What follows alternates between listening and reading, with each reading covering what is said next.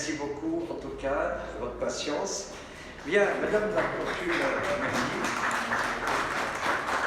la Consul générale, Madame la Conseillère régionale, Monsieur le maire d'Ashtarack, Monsieur l'adjoint au maire de Valence, Georges Raslan, qui représente d'ailleurs Nicolas d'Aragon ce soir, Mesdames et Messieurs les adjoints et élus de Privas, Mesdames et Messieurs les membres du conseil municipal de Ashtarack, Messieurs les présidents d'associations, Mesdames et Messieurs les membres du conseil municipal, Mesdames et Messieurs. Tout d'abord, je voudrais vous remercier. On va peut-être faire une traduction simultanée parce que ça va être difficile de relater 10 minutes d'intervention. Alors, est-ce que c'est... Qui intervient pour faire des traductions? C'est Georges. Georges. Alors, Georges, viens près de nous. J'aurais dû être là. Voilà, donc les présentations des uns et des autres, c'est... Voilà, moi je voulais simplement vous dire qu'on est en train de vivre un moment historique à Privas, mais simultanément, je pense aussi à Ashtarack. Il se trouve que la rencontre entre Privas et Ashtarack s'est faite d'une façon tout à fait fortuite, puisque c'est en discutant avec la communauté arménienne de Privas, et notamment notre ami Kevo Pantamédian, mais aussi Grigor, mais aussi de nombreux Arméniens, qu'on a décidé d'apporter notre pierre à l'édifice.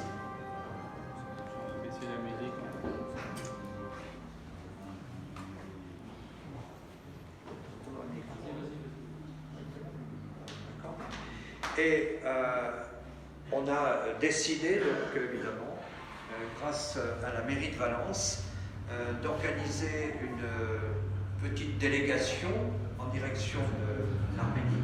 J'étais déjà allé en Arménie en 2019. J'avais été séduit par la vocation d'accueil de ce pays et par les liens qui étaient tissés entre la France et l'Arménie depuis bien longtemps.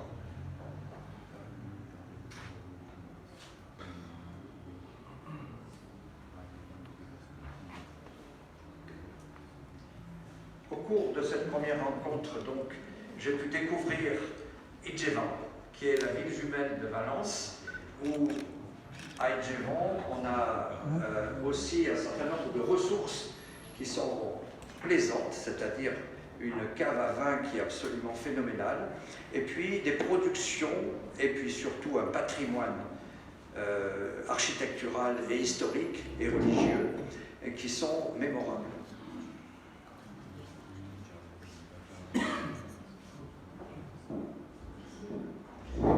Au cours de ces rencontres, avec un certain nombre de personnalités arméniennes, on avait conclu qu'il fallait que Privas tisse des liens avec une ville d'Arménie. Et il se trouve que 2 ans après, la rencontre avec un certain nombre d'Arméniens originaires d'Ashtarack, qui est une ville historique, qui est une ville qui est réputée en Arménie, située à une vingtaine de kilomètres seulement de la capitale, Idjevan, et qui vient très récemment d'être la ville élue pour recevoir la plupart des universités arméniennes.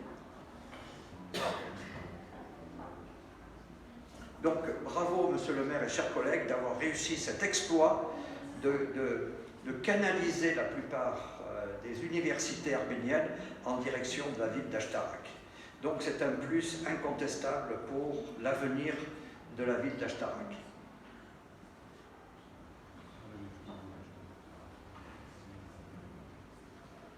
Et puis, il y a la relation humaine. Dans cette relation humaine, au cours de ces 2 séjours, je ne vous cache pas avoir été impressionné par la qualité d'accueil, cette vocation d'accueil dont je parlais tout à l'heure, qui est très naturelle et qui touche énormément les étrangers, et notamment les Français, puisque la France et l'Arménie ont des liens séculaires, et que ces liens ne sont pas des hasards, c'est aussi parce que la nation arménienne mérite d'être soutenue, notamment en ce moment, où il se passe des choses inacceptables avec l'Azerbaïdjan, où il se passe des choses sur lesquelles nous, démocrates, nous, républicains français, ne pouvons pas accepter. Et c'est un sujet d'ailleurs, Isabelle, qu'on peut reprendre au compte également de Laurent Wauquiez, le président de la région, qui est allé aussi plusieurs fois en Arménie et qui a apporté son soutien, un soutien indéfectible à la cause arménienne, notamment du Haut-Karabakh.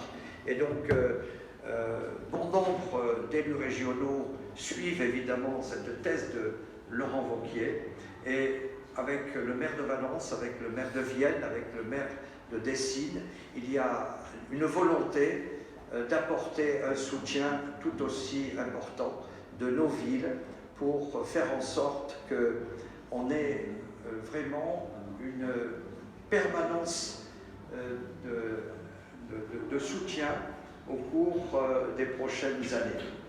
Et vous avez pu constater aussi que le corridor de la Chine est toujours fermé et qu'il y a derrière 120 000 habitants qui sont condamnés et 120 000 habitants qui ne sont pas soignés, 120 000 habitants qui manquent de tout. Et une nation qui est privée ainsi risque évidemment de se retrouver dans une situation dramatique dans les mois qui viennent, peut-être même les semaines qui viennent. Donc il est important que la communauté européenne, la communauté internationale se préoccupe de cette situation, et la communauté française aussi. Pardon, je suis derrière, ça va ? Tu arrives à suivre, Georges ? Et à ce titre, je pense qu'on a des choses à dire. Récemment, j'étais encore à Valence avec Nicolas d'Aragon. Georges, tu étais là pour soutenir l'action que conduit une association autour de Hilda Tchiboyan,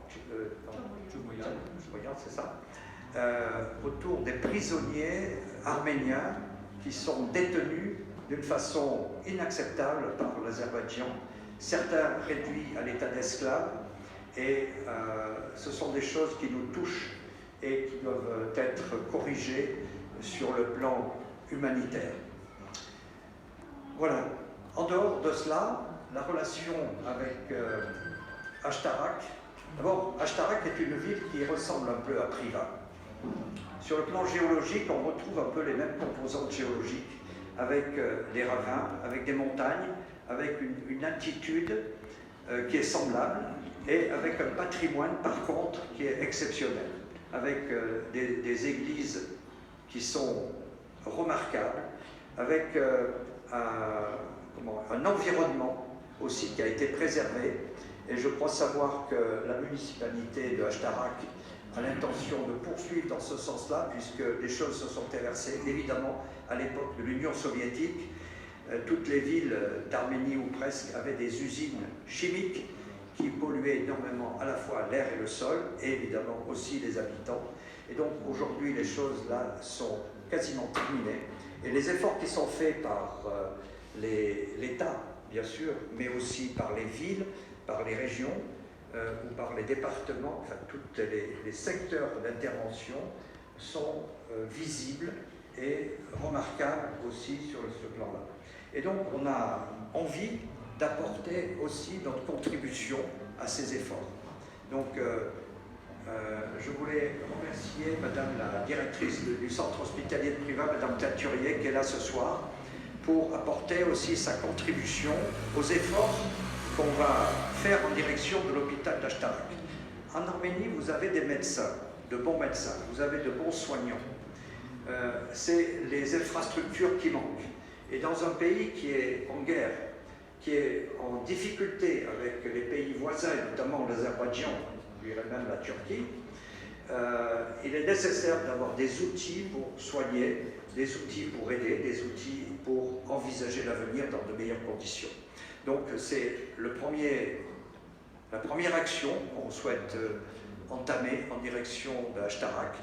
Mais il y a ici le président du comité de jumelage, François Brifotto, qui a fait d'énormes efforts sur le plan européen, avec nos villes européennes jumelles, et qui s'engage avec nous pour qu'on puisse apporter une contribution réelle auprès de... Alors c'est pas, tu le sais François, je te l'ai dit, c'est pas un jumelage traditionnel. C'est pas pour faire du tourisme uniquement, c'est pas pour faire se rencontrer uniquement les gens, c'est pour apporter quelque chose à la ville d'Ashtarak et par là même, évidemment, nouer des liens avec cette population. Et il se trouve que nos intentions sont aussi d'organiser à terme un voyage peut-être un peu plus structuré, non pas que d'élus, mais aussi d'habitants et d'acteurs associatifs, pourquoi pas économiques, en direction d'Ashtarak. Il se trouve que de nombreux habitants d'Ashtarak sont aujourd'hui à Privas. On en a plusieurs qui sont présents ce soir, et c'est une coïncidence. C'est assez extraordinaire de voir qu'Ashtarak rayonne aujourd'hui par cet intermédiaire de ce jumelage. Et donc, on a des habitantes et des habitants originaires d'Ashtarak qui sont déjà habitants de Privas. Vous voyez, les conditions sont réunies, Madame la Consul Générale, pour faire en sorte que ce jumelage soit un jumelage vivant, un jumelage actif. Et prochainement, donc, M. Marnas, qui est adjoint, qui est ici à votre gauche, va partir une semaine également à Ashtarak, et donc sera reçu évidemment par nos interlocuteurs d'Ashtarak pour commencer à travailler sur des sujets qui peuvent toucher évidemment le développement économique, mais aussi le tourisme. Et on s'attache aussi sur le plan culturel avec Véronique Chess n'est pas là ce soir parce qu'elle est souffrante, c'est notre adjointe à la culture, mais elle va s'attacher avec le conservatoire de musique à créer des liens avec l'excellent conservatoire de musique d'Ashtarak, qu'on a eu l'occasion de fréquenter pendant 2 jours et de voir à quel point la musique a de l'importance chez les jeunes, dans la jeunesse arménienne. On a vu quelques échantillons avec des concerts organisés par Levon Tchakitian, qui est là, qui est notre professeur de musique de Valence, mais qui est aussi de plus en plus souvent, et originaire lui-même d'Ashtarak, de plus en plus souvent à Privas pour organiser des concerts. Et donc, les conditions, je le répète, sont réunies pour faire de ce jumelage, de faire de ce pacte d'amitié un véritable défi pour les prochaines années, en tout cas pour notre jeunesse également, pour préparer notre jeunesse à